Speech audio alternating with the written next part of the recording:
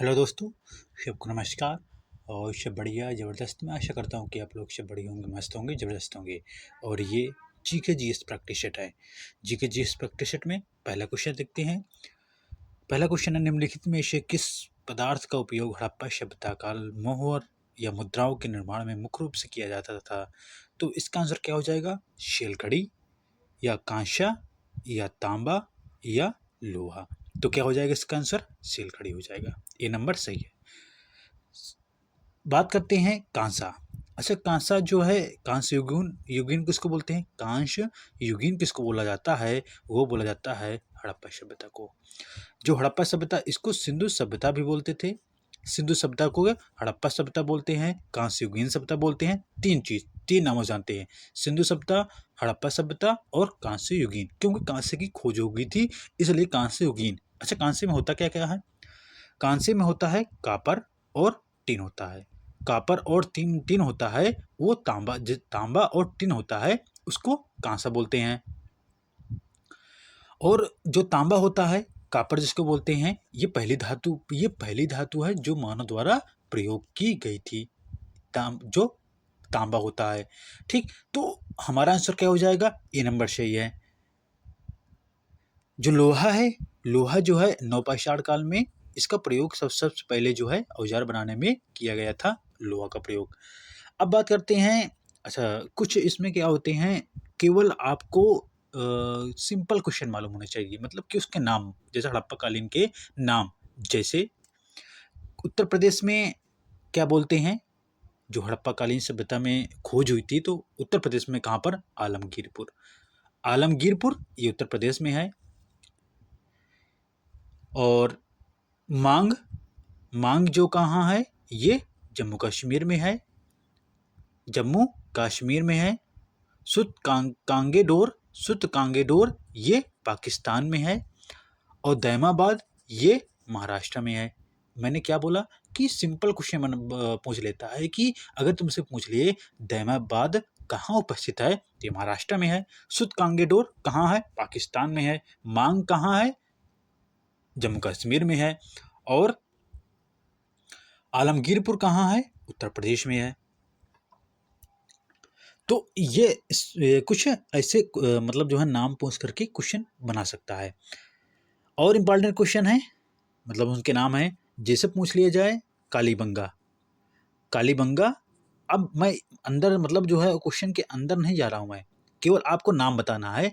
कालीबंगा कहाँ है? ये राजस्थान में है कालीबंगा। बनवाली कहाँ है? हिसार ये बनवाली है, हरियाणा में है। हरियाणा बनवाली में है। ठीक, अब तुमसे पूछ लिया जाए, बनवाली हो गया है, कालीबंगा हो गया है गुजरात में, धौलावीरा। धौलावीरा ऐसे सब, ये हड़प्पा सभ्यता का सबसे बड़ा क्या था? बंदरगाह था धौलावीरा, जो गुजरात राज्य में स्थित है। ठीक, और यहाँ पर जो है ये हड़प्पा सभ्यता भी है और मोहनजोदाड़ो सभ्यता भी है, यहाँ पर स्थित है। ये पाकिस्तान और भारत के बॉर्डर पर। तो ये कुछ नाम हो गए हैं जो केवल जगह पूछ सकता है कि ये जगह कहाँ स्थित है। और एक जगह नाम है सुत कांगेडोर, वो तो ठीक है, हो गया है पाकिस्तान में। एक है सुत कोटदीजी, सुत कोटदीजी, ये भी पाकिस्तान में स्थित है। तो ये कुछ नाम हो गए हैं। अगला क्वेश्चन है, निम्नलिखित में से चरक संहिता नामक पुस्तक किस विषय से संबंधित है? चरक संहिता, चरक संहिता किसने लिखी थी? चरक ने लिखी थी। और ये कौन थे? ये जो है, जो कनिष्क था, कनिष्क, कनिष्क के टाइम पर ये एक चिकित्सक थे। चिकित्सक मतलब कि दवा ववा करने वाले वो चिकित्सक थे, चरक। तो किसके शासनकाल में? कनिष्क के शासनकाल में। कनिष्क का टाइम वही है जो 78 ईस्वी है। 78 जो हमारा पंचांग है, उसमें जो 78 ईस्वी हमारा जो पंचांग चल रहा है, वो कनिष्क के टाइम पर ही चल रहा है। 78 ईस्वी के अनुसार ही चल रहा है पंचांग हमारा। और इसमें जो है ये हमारा तो हमारा जो क्वेश्चन का आंसर है, सी नंबर सही है, चिकित्सा में। अगर हम अब कनिष्क की बात करते हैं, कनिष्क जो है चौथी बौद्ध संगीति स्थापित की थी। कहाँ? जम्मू कश्मीर, या कुंडलवन बोल सकते हो। ठीक है, कुंडलवन जम्मू कश्मीर में। और इसमें जो है अध्यक्ष कौन थे? वसुमित्र, और उपाध्यक्ष थे अश्वघोष थे। अश्वघोष थे, और ये कहाँ हुआ था? कुंडलवन कश्मीर में हुआ था। और कनिष्क के पास शुद्ध सोने के सिक्के, मतलब जो शुद्ध सोना था, सबसे ज्यादा शुद्ध सोने के सिक्के जो है कनिष्क के टाइम ही चला था। अच्छा, इसमें जो है जो कनिष्क की मूर्ति है, सैनिक बने हुआ, ये मथुरा से प्राप्त हुआ था। सैनिक बने हुए जो ढांचा है वो मथुरा से ही प्राप्त हुआ था। ये कनिष्क का हो गया है। वो कनिष्क टाइम पर चरक था, और ये एक चिकित्सा थे, चरक संहिता उसकी पुस्तक थी। तो इसका नाम, इसका सी नंबर सही हो जाएगा। अगला क्वेश्चन है, प्राचीन भारत में निम्न में से कौन सा विद्या अध्ययन का केंद्र नहीं था? तक्षशिला। ये तक्षशिला कहाँ? पाकिस्तान में है। आपने तक्षशिला सुना होगा कि जो चंद्रगुप्त प्रथम, मतलब जो चंद्रगुप्त, उसके गुरु चाणक्य थे। ठीक, तो जो चंद्रगुप्त थे, वहाँ पर क्या हुआ था? अगर तुमने एक चंद्रगुप्त मौर्य नाटक भी आता था, प्लस जो है उसकी कहानी भी थी। मतलब इसके विषय में यही है कि जो तक्षशिला है, यहाँ पर शिक्षा के साथ साथ अस्त्र शस्त्र के भी ज्ञान दिया जाता था।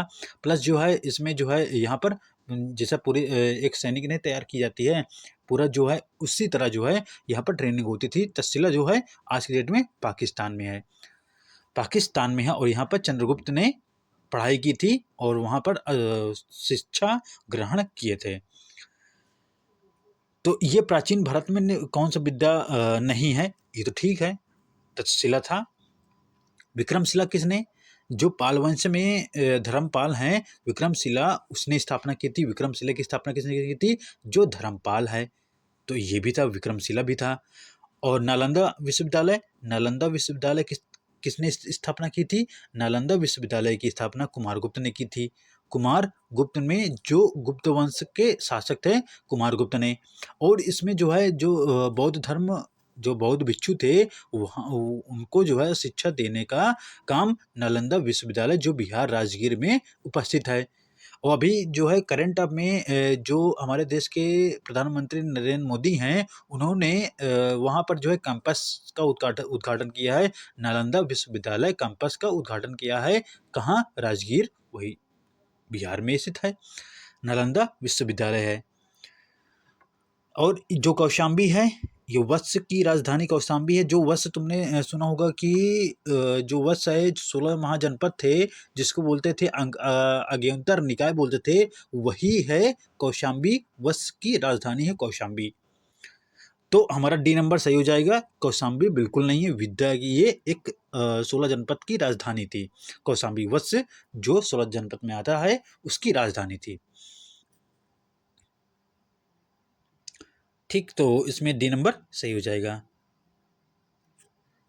अगला क्वेश्चन है, एलोरा गुफाओं का निर्माण किसके शासनकाल में हुआ था? पल्लव, चोल ने करवाए थे, या राष्ट्रकूट वंश ने, या पाल वंश से? अच्छा, पाल वंश से मैंने बोला कि अभी पाल वंश में जो विक्रमशिला विश्वविद्यालय धर्मपाल ने बनवाया था। जो पाल वंश के संस्थापक थे वो गोपाल थे। गोपाल वो पाल वंश के संस्थापक थे। ये नहीं है। अच्छा, जो राष्ट्रकूट वंश है, राष्ट्रकूट वंश, ये जो है इसकी जो राष्ट्रकूट वंश की राजधानी पूछ लेता है, वो दंत दुर्ग थी। दंत दुर्ग जो है ये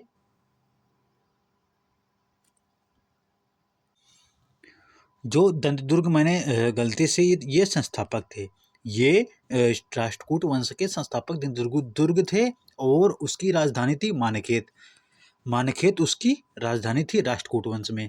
और राष्ट्रकूट वंश में ही एलोरा और एलिफेंटक जो गुफाएं हैं, एलोरा और एलिफेंटक जो गुफाएं हैं, वो निर्माण किया गया था राष्ट्रकूट वंश में। तो ये चीज जो एलोरा गुफाएं हैं, ये सी नंबर सही हो जाएगा, राष्ट्रकूट वंश में।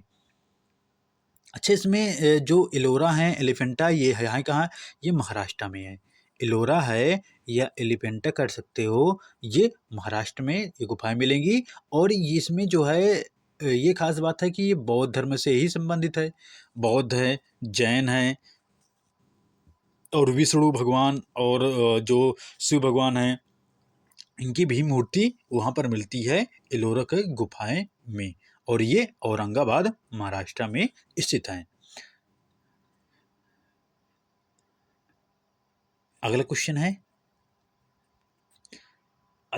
अगला क्वेश्चन है, शिवाजी के आध्यात्मिक गुरु कौन थे? शिवाजी के अमरदास, कि B number Ramdas, C number Tukaram, D number Kondadev. अच्छा, रामदास अमरदास तो अच्छा, ये जो आध्यात्मिक गुरु हैं वो जो सिख धर्म है, सिख धर्म में आपने रामदास अमरदास का नाम सुना होगा, लेकिन ये सिख धर्म वाले रामदास नहीं है। अमरदास जो रामदास हैं वो सिख धर्मी हैं, लेकिन इसमें ये इस जो इनके आध्यात्मिक गुरु हैं वो रामदास हैं, वो कोंडदेव हैं। लेकिन कोंडदेव अगर रामदास दोनों ऑप्शन नहीं आएगा, इसमें तो रखा गया है लेकिन इसमें दोनों ऑप्शन नहीं आएंगे, रामदास सही हो जाएगा। कोंडदेव ये बचपन से ही इनके साथ थे। कोंडदेव पालन पोषण के साथ साथ जो है इन्होंने शिक्षा दी थी, ये बहुत मानते थे कोंडदेव को, मतलब जो है ना, तो ये रामदास जो है ये सही हो जाएगा, बी नंबर सही है, आध्यात्मिक गुरु थे। पर दूसरी बात ये होता है कि जो मैं ये बोल रहा था कि अमरदास और रामदास दोनों थे, तो जो रामदास हैं अकबर ने उनको क्या कि जो सिख धर्म में थे, सिख धर्म में बात कर रहा हूँ मैं, जो सिख धर्म धर्म में थे रामदास, उनको 500 बीघा जमीन दिए थे कौन? अकबर ने, और उन्होंने अमृतसर बसाया था, अमृतसर बसाया था रामदास ने। ठीक, तो यहां तक हो गया। अब हम बात करेंगे शिवाजी की। शिवाजी वो 1665 में पुरंदर की संधि हुई थी, किसके किसके बीच में? शिवाजी के बीच में और मानसिंह के बीच में। और उसको जो मानसिंह है, वो जो औरंगजेब है उसने भेजा था मानसिंह को। फिर उसके बाद क्या हुआ था, पुरंदर की संधि हुई थी, तो उसमें क्या हुआ था, शिवाजी को जाना था, मतलब जो है बुलाया गया था, शिवाजी को बुलाया गया था। उसके बाद वहाँ पर जो है शिवाजी को किडनैप कर लिया गया था, मतलब उनको रख लिया गया था। जो औरंगजेब है वो ज़बरदस्ती पकड़वा लिया था। फिर वो कारागार जो आगरा है, आगरा में उनको डाल दिया गया था। फिर उसके बाद वो छूट गए थे, वहाँ छूट कर भाग गए थे। फिर उसके बाद जो है फिर ने वो मतलब क्या हुआ था, जब सूरत की लूट हुई थी 1907 वात में, कब 1907 एग्जैक्ट डेट नहीं मालूम है, लेकिन जब सूरत की लूट हुई थी तो सूरत के लूट के वजह से 1907 नहीं होगा ये तो, वो जो सूरत अधिवेशन था उसकी बात होश आ गया था, लेकिन 1907 नहीं होगा, इसमें कुछ ऐसे है, मतलब जब सूरत की लूट हुई थी तो उसके बाद जो है औरंगजेब को खराब लगा था, तो उसके कारण से फिर शिवाजी से मतलब जो है लड़ाई करने के लिए ठान लिया था। फिर उसके बाद मानसिंह को भेजा गया था, तो इसी कारण से फिर संधि हो गई थी, पुरंदर की संधि हो गई थी। उसके बाद जो है मानसिंह अपने साथ लिवा लेकर इनको गए थे। फिर उसके बाद क्या हुआ था कि वहाँ पर इनको बंदी बना लिया गया था शिवाजी को, फिर जेल में डाल दिया गया था। फिर उसके बाद छूट गए थे। फिर उन्होंने सूरत पर लूट किया था दोबारा। तो इनकी ये कहानी होती है। अच्छा, इन्होंने 2 कर लगाए थे, एक सरदेश मुखी और एक चौथ। अच्छा, जो चौथ था ये क्या हुआ था, 1/4 भाग तो लेते थे, जो पैदा होता था अनाज गेहूँ मतलब जो भी है उसका 1/4 हिस्सा इनका था। लेकिन जो स्वदेश मुखी था तो ये क्या करते थे, 1/10वां हिस्सा लेते थे, पैदा हो चाहे ना हो।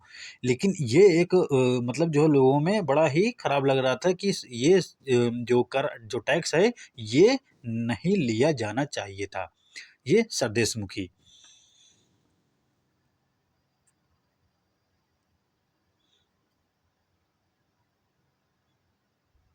अगला क्वेश्चन है, अगला क्वेश्चन देते हैं, वह पुर्तगाली कौन था जिसने गोवा पर अधिकार किया था? फ्रांसीसी डी अल्मोड़ा। अच्छा, फ्रांसीसी डी अल्मोड़ा कौन है? इसको बोलते हैं नीले पानी की नीति इसने अपनाई थी। ये मतलब होता है कि इसने जो समुद्र है उस पर राज किया था, ये समुद्र पर राज किया था, समुद्र को जीता था, इसलिए नीले पानी की नीति इसको बोलते हैं अल्मोड़ा को। और अल्बुकर्क ये एक क्या था, कमांडर था, ठीक है, ये कमांडर था, लेकिन इसको बोलते हैं वास्तविक संस्थापक बोला जाता है। जो वास्तविक संस्थापक किसको बोलते हैं?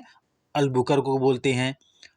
सबसे पहले इसने जो आया तो था ये फ्रांसिस डी अल्मोड़ा था, लेकिन इसको वास्तविक संस्थापक के रूप में अल्बुकर्क को बोलते हैं। इसको जो है और ये अल्बुकर्क है, इसने ही क्या किया था, जो गोवा का सरदार था, मतलब जो मुख्य था, तो उसको जो उसका नाम था आदिल, मतलब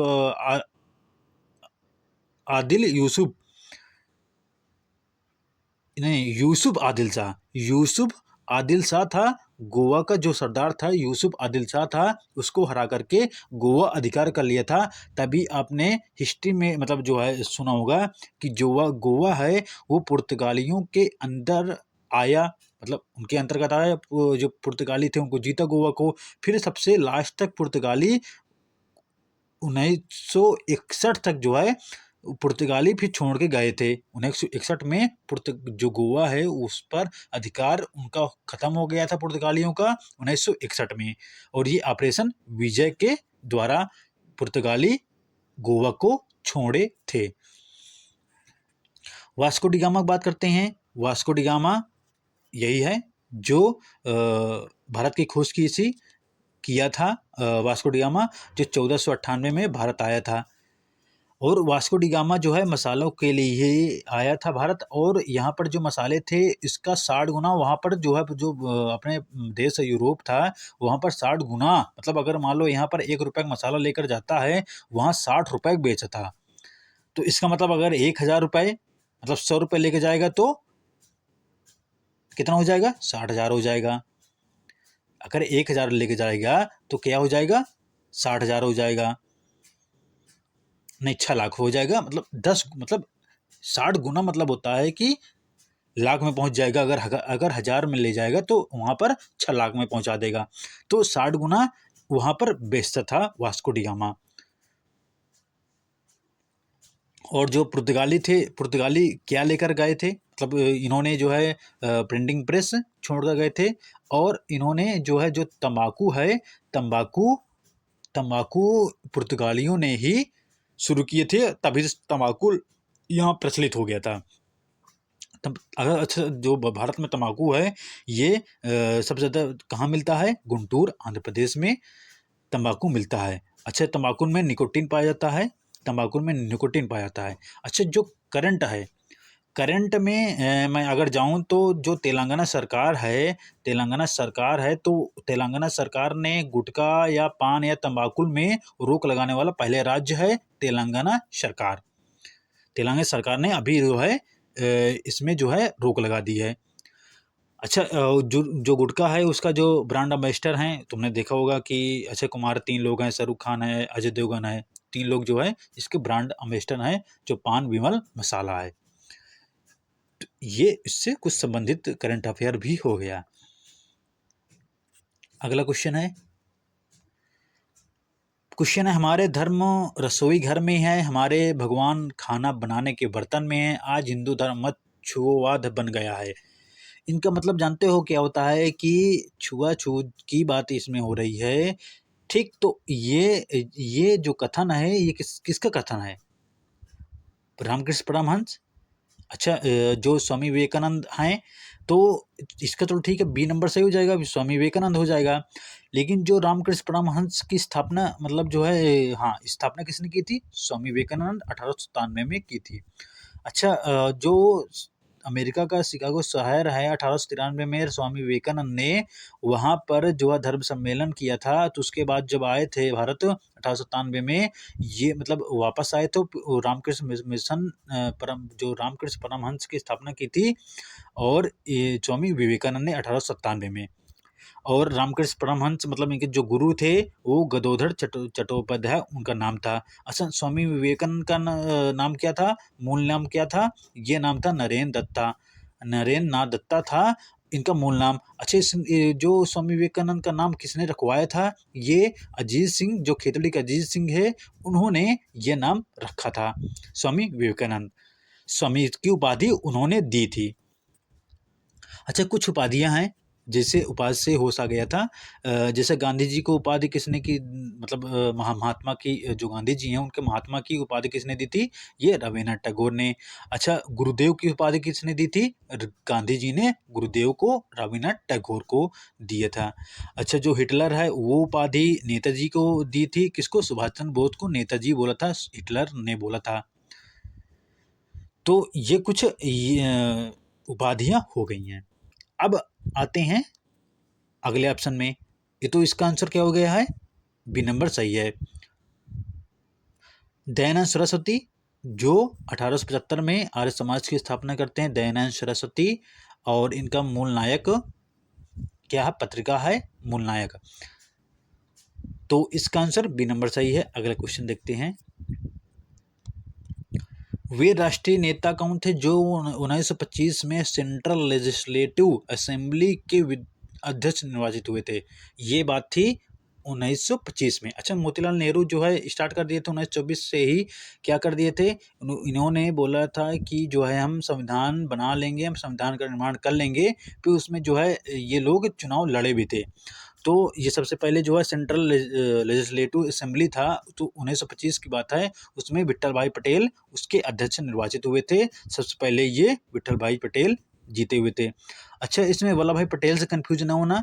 वल्लभ भाई पटेल बिस्मार्क ऑफ इंडिया बोलते हैं, लौह पुरुष बोलते हैं इनको। और लौह पुरुष जो है वल्लभ भाई पटेल को बोला जाता है। अच्छा, वो सरदार की उपाधि किसने दी थी? जो बरदौली 1928 में बरदौली सत्याग्रह हुआ था उसमें भाग लिए थे सरदार वल्लभ भाई पटेल। तो उन्होंने, जो वहाँ की महिलाएं थीं, उन्होंने बरदौली सत्याग्रह में महिलाएं जो हैं उनको सरदार की उपाधि दी थी। और इनको जो है इनके जन्म दिवस पर 31 अक्टूबर को क्या मनाते हैं? एकता दिवस के रूप में मनाते हैं। एकता दिवस के रूप में 31 अक्टूबर को। और इनको जो है सिविल सेवा का जन्मदाता बोलते हैं। जो मतलब जो है आईएएस के जन्मदाता बोलते हैं किसको? वल्लभ भाई पटेल को। और सिविल डे कब मनाते हैं? 21 अप्रैल को सिविल डे बनाते हैं। अच्छा, 21 जून को अभी जो है अंतर्राष्ट्रीय योगा दिवस मनाया गया था। अंतर्राष्ट्रीय योगा दिवस 21 जून को मनाया गया था। और सबसे पहले जो है 2015 में अंतर योगा दिवस मनाया गया था। तो इसमें जो है हम कहाँ से कहाँ पहुँच गए? तो इसका आंसर क्या हो जाएगा? विट्ठल भाई पटेल, वल्लभ भाई पटेल के विषय में बात हो गया है। अब बात करते हैं सी आर दास मोतीलाल नेहरू। सी आर दास मोतीलाल नेहरू 1923 में क्या हुआ था कि 1923 में इन्होंने स्वराज पार्टी की स्थापना कहाँ की थी? प्रयागराज इलाहाबाद में की थी। और उसमें जो है अध्यक्ष कौन थे? सी आर दास इसमें अध्यक्ष थे। जो सचिव के रूप में काम किए थे वो सचिव थे मोतीलाल नेहरू सचिव थे। और ये कब की बात है? 1923 स्वराज पार्टी की स्थापना की थी। और मोतीलाल नेहरू के पुत्र जवाहरलाल नेहरू जो हमारे देश के प्रधानमंत्री थे, और उनके जो बेटी थी वो इंदिरा गांधी थी। इंदिरा गांधी थी। अगला क्वेश्चन देखते हैं। अगला क्वेश्चन है मॉन्टेगू चेम्सफोर्ड सुधार में प्रावधानों का क्या था? मतलब कि उसमें मतलब जो सर था, इसमें सर नहीं होना चाहिए, प्रावधानों मतलब चेम्सफोर्ड में क्या बदलाव थे? अच्छा, मॉन्टेगू चेम्सफोर्ड ये क्या था? सचिव था, ये गवर्नर जनरल था चेम्सफोर्ड। अच्छा, इसमें जो है सबसे पहले ये कब की बात है? 1919 की बात है, मॉन्टेगू चेम्सफोर्ड। अच्छा, उसमें 1909 में कन्फ्यूजन होना, मार्ले मिंटो, मतलब जो मार्ले और मिंटो, मार्ले कौन था? सचिव था। मार्ले मिंटो कौन था? ये वायसराय गवर्नर जनरल था। कौन सा? मिंटो। तो इसमें जो है इन्होंने दो हिंदू और मुसलमान जो निर्वाचन है उनको अलग अलग करने की कोशिश, मतलब अलग जो है निर्वाचन हुआ था कब? 1909 में मॉन्टेगू चेम्सफोर्ड। तो जो तुम्हारा इसमें ऑप्शन सी है, हिंदू मुस्लिम अलग अलग निर्वाचन व्यवस्था, ये है। ये कब की बात है? 1909 की बात है, मॉन्टेगू चेम्सफोर्ड की समय की बात है। अब इसमें जो है जो प्रांतों में दोहरा शासन है, ये 1919 की बात है। ये 1919 मॉन्टेगू चेम्सफोर्ड के समय की बात है। जो प्रांत में है वहाँ पर दोहरा शासन। अच्छा, 1935 भारत शासन अधिनियम 1935 में क्या हुआ था कि जो दोहरा शासन है उसको समाप्त कर दिया गया था 1935 भारत शासन अधिनियम में। जो भारत का संविधान है, दो मतलब 75% जो है हमने भारत शासन अधिनियम 1935 से लिया गया था।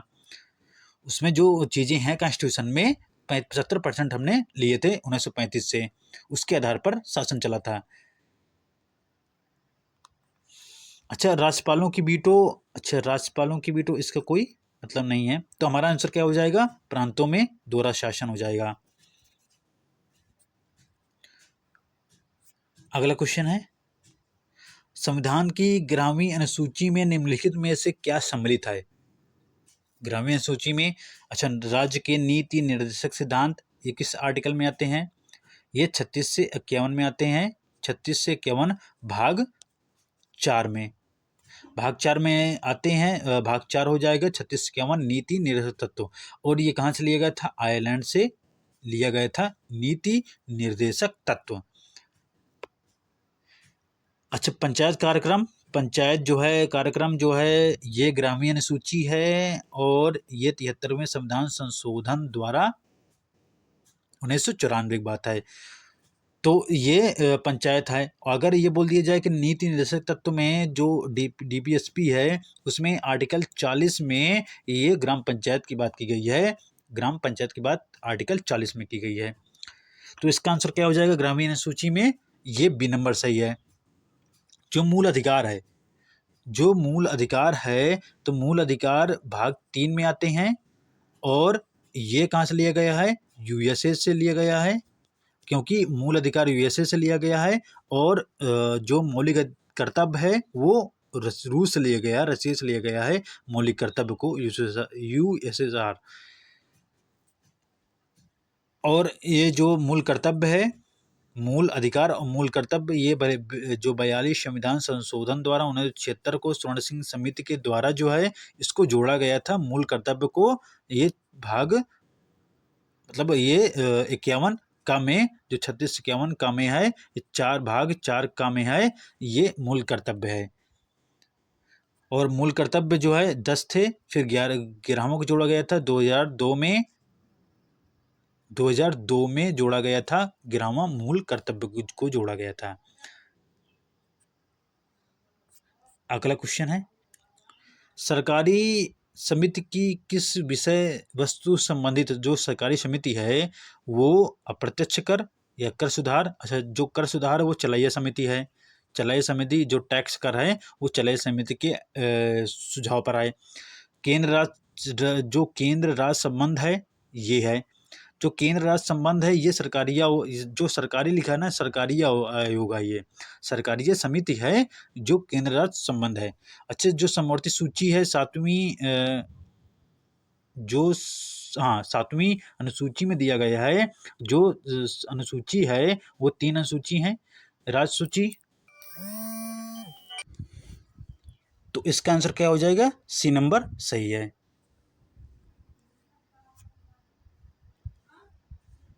अगला क्वेश्चन है, पंचवर्षीय योजना को अनुमोदित करने वाली सर्वोच्च संस्था है, सही विकल्प को चुनिए। तो ये नीति आयोग, कैबिनेट, केंद्रीय कैबिनेट, राष्ट्रीय विकास परिषद, वित्त आयोग। तो इसका आंसर क्या हो जाएगा? सी नंबर सही है, राष्ट्रीय विकास परिषद है। अच्छा, नीति आयोग 1 जनवरी 2015 को इसकी स्थापना होती है। नीति आयोग जो योजना आयोग के जगह पर आया था। योजना आयोग 26 जनवरी 1950 की इस स्थापना होती है। योजना आयोग की स्थापना होती है, उसके जगह पर नीति आयोग आया था। जो राष्ट्रीय विकास परिषद है, इसकी स्थापना 9 अगस्त 1952 में होती है। ये जो पंचवर्षीय योजना है उसके क्या करता है? अनुमोदित मतलब होता है कि वो सही गलत जांच करता है कि हाँ, तुम्हारा जो योजना बनाए हो 5 साल का, ये बात कितनी सही है, कितने मतलब क्या है, इसको जांच करना ये राष्ट्रीय विकास परिषद के द्वारा ही होता था। तो सी नंबर सही हो जाएगा। अगला क्वेश्चन है, निम्नलिखित में से कौन विश्व की सबसे बड़ी झील है? तो इसमें कौन हो जाएगा? कैस्पियन सागर, अरल या सुपीरियर झील या विक्टोरिया झील। जो विक्टोरिया झील है ये अफ्रीका में है। ये सबसे बड़ी मीठे पानी की झील है जो अमेरिका में पाई जाती है। सुपर कनाडा बोलते हैं उसको। तो जो कैस्पियन सागर, हाँ कैस्पियन सागर ए नंबर सही हो जाएगा। ये विश्व की सबसे बड़ी झील है कैस्पियन सागर जो है, ये रूस में पाई जाती है, रूस के पास पाई जाती है कैस्पियन सागर, तो ए नंबर सही हो जाएगा। अगला क्वेश्चन, विश्व में सबसे लंबी पर्वत श्रेणी कौन सी है? आल्प्स पर्वत हो जाएगा, एंडीज, हिमालय या रॉकीज पर्वत हो जाएगा। तो विश्व की सबसे लंबी श्रेणी कौन सी है, लंबी पर्वत श्रेणी कौन सी है? ये हो जाएगा इंडीज है, सबसे लंबी बात कर रहा है तो इंडीज है, नहीं रॉकीज हो जाता, तो सबसे बड़ी रॉकीज हो जाता है। तो इंडीज जो है ये दक्षिण अमेरिका में पाया जाता है, इंडीज पर्वत है। हिमालय ये एशिया में पाई जाती है हिमालय। आल्प्स पर्वत जो है ये यूरोप में पाया जाता है, और रॉकी ये उत्तरी अमेरिका में है। और इसकी चोटी जो इंडीज है ये एकांगुआ है, इसकी ऊंची सर्वोच्च चोटी होती है। जो रॉकी पर्वत है इसकी सर्वोच्च चोटी होती है मैकिनले है, जो सर्वोच्च बिंदु है, सर्वोच्च चोटी मैकिनले है। और किलिमंजारो अफ्रीका में पाया जाता है। तो इसका आंसर क्या हो जाएगा? इंडीज, बी नंबर सही है। अगला क्वेश्चन है, विद्युत उत्पन्न करने के लिए कौन सी धातु उपयोग करते हैं? तो यूरेनियम होता है। यूरेनियम जो है आशा की धातु बोलते हैं। यूरेनियम जो है तुम्हारा जो है, जो झारखंड है, यूरेनियम जो धनबाद है वहाँ पर यूरेनियम सबसे ज़्यादा मिलता है। और यूरेनियम जो है इसका जो पिसब्लैंड है ये अयस्क है। पिसब्लैंड जो है ये अयस्क है। यूरेनियम 92, यूरेनियम 235 जो है ये एक्टिव रहता है, और जो 238 है वो एक्टिव नहीं रहता है। और तांबा के विषय में मैंने बोल दिया था, लोहा हो गया था। तो अगला क्वेश्चन देखते हैं, निकट दृष्टि दोष की रोग मुक्त होता है मतलब किसके? तो जो निकट दृष्टि दोष होता है, जो अवतल होता है ये दूर दृष्टि दोष होता है। जो उत्तल लेंस होता है ने जो ये उत्तल लेंस होता है ये दूर दृष्टि दोष के लिए होता है। जो अवतल लेंस होता है वो निकट दृष्टि दोष के लिए होता है। तो जो निकट दृष्टि दोष होता है इसमें मायोपिया बोलते हैं, और उसको क्या बोलते हैं? जो दूर दृष्टि दोष होता है वो को हाइपर मायोपिया बोलते हैं।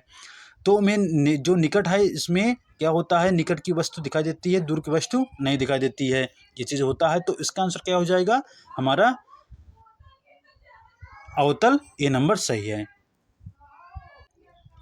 अगला क्वेश्चन है, इलेक्ट्रिकल बल्ब में फिलामेंट बना होता है, ये इसमें किस में बना होता है? टंगस्टन का बना होता है, जो इलेक्ट्रिक बल्ब होते हैं। अच्छा, उसमें जो है शीशा और लेड को शीशा बोलते हैं, उसमें जो है तो ठीक है, ये इसमें ध्यान नहीं आ रहा।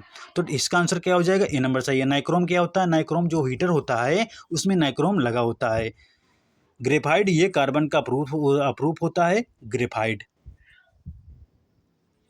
अगला क्वेश्चन है, धातुओं का राजा किसको बोलते हैं? सोना को बोलते हैं। सोना बाबू नहीं, ये सोना होता है 24 कैरोट जो है शुद्ध सोना पाया जाता है। अच्छा, इसमें 24 जो कैरोट होता है, शुद्ध सोना 24 कैरोट होता है, लेकिन पाया जाता है 22। अगर हमसे पूछ लेता तो कि अगर मान लो 22 कैरेट में कितना शुद्ध सोना पाया जाता है, तो हम क्या करेंगे, उसको 24 को भाग कर देंगे, गुणे 100 कर देंगे, कितना परसेंट आता है ये हमारा निकल के आ जाएगा। शीशा जो है, जो शीशा होता है वो अति शीशित होता है, और इसका जो है वो मतलब इसका जो है ऑक्टेन संख्या इनफाइनाइट होता है, ऑक्टेन संख्या। और शीशा जो है जो कागज़ में लिखने पर शीशा का प्रयोग करते हैं। चांदी, तो जो चांदी है विद्युत की सुचालक है चांदी। अच्छा, सोना जो है इसको जो है क्या करते हैं, सोना को इसको पीट करके क्या कर, तन्यता इसकी सबसे ज़्यादा होती है सोने की। हम 1 ग्राम सोने पर 2 किलोमीटर तार हम खींच सकते हैं, तो तन्यता सबसे ज़्यादा होती है सोने की। ये नंबर सही हो जाएगा। अगला क्वेश्चन, मध्य प्रदेश सरकार द्वारा जो पुरस्कार नहीं दिया जाता उस विकल्प का चयन कीजिए। तो मध्य प्रदेश तानसेन पुरस्कार, कालिदास या तुलसीदास पुरस्कार। जो बिहारी पुरस्कार है ये के बिरला द्वारा दिया जाता है। के बिरला द्वारा बिहारी पुरस्कार दिया जाता है। जो तानसेन मध्य प्रदेश द्वारा, कालिदास, तुलसीदास तीनों सही हैं। अगला क्वेश्चन है, मिस वर्ल्ड पुरस्कार पाने वाली भारतीय महिला सर्वप्रथम किसने जीता है? मिस वर्ल्ड ये सुष्मिता सेन हो जाएगा, कि रीता फारी हो जाएगा, कि लारा दत्ता हो जाएगा, कि ऐश्वर्या राय बच्चन हो जाएंगे। तो इसमें जो मिस वर्ल्ड है और मिस यूनिवर्स है, जो सुष्मिता सेन है वो मिस यूनिवर्स जीती थी। जो रीता फारिया है ये सबसे पहले मिस वर्ल्ड जीती थी। उसके बाद जो है अच्छा, Sushmita Sen miss world universe हो गई है। दूसरा लारा दत्ता विजेता थी, लारा दत्ता थी। अब रीता फारिया के बाद ऐश्वर्या राय बच्चन, फिर उसके बाद 2002 में, मतलब 2000 में ये कौन जो प्रियंका चोपड़ा थी वो मिस वर्ल्ड हुई थी। तो हमारा आंसर बी नंबर सही है। अगला क्वेश्चन है, सुप्रीम कोर्ट की प्रथम महिला न्यायाधीश कौन थी भारत में? सुप्रीम कोर्ट, अच्छा ये मुख्य न्यायाधीश की बात नहीं हो रही है, लीला सेठ ये थी मुख्य न्यायाधीश, मतलब ये विधान, मतलब जो क्या जो उच्च न्यायालय होते हैं उसकी बात हो रही है, लीला सेठ। अन्ना जॉर्ज ये थी आईएएस, सबसे पहले आईएएस थी, और आईपीएस किरण बेदी थी, जो काला पानी जो अंडमान निकोबार है वहाँ पर वो वहाँ पर शासन की थी।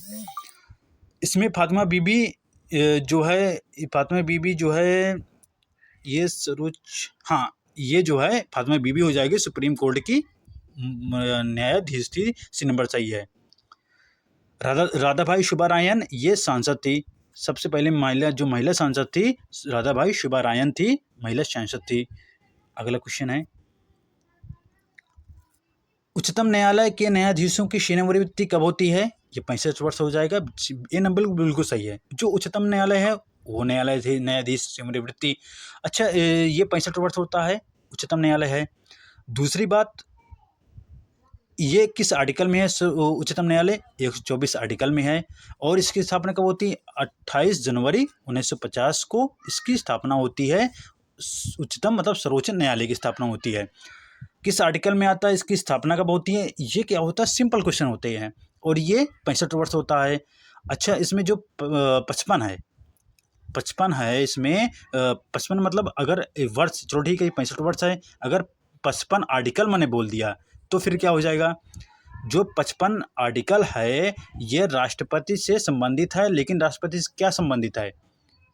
ये उनकी जो अनुपात, मतलब जो निर्वाचन जो पद्धति है, ये आर्टिकल 55 में जो निर्वाचन पद्धति है ये आर्टिकल 55 में दिया गया है। तो इसका आंसर क्या हो जाएगा? ये नंबर सही है। उच्चतम न्यायालय जो सेवानिवृत्ति होती है वो 65 वर्ष होती है। अच्छा, कुछ लोगों के सेम होते हैं, जैसे 6 वर्ष या मैक्सिमम 65 वर्ष। कौन कौन से होते हैं? जैसे बोल दिया जाए चुनाव आयोग, दूसरे हैं महालेखा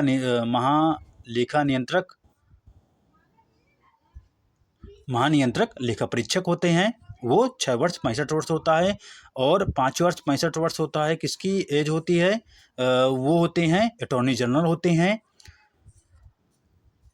तो ये 2-3 हो गए, एक 65 वर्ष ये हो गया है। तो ये क्या है, 65 वर्ष तक ही काम कर सकते हैं, या तो 6 वर्ष में रिटायर होंगे या 65 वर्ष में होंगे। तो इसका आंसर ये नंबर सही है।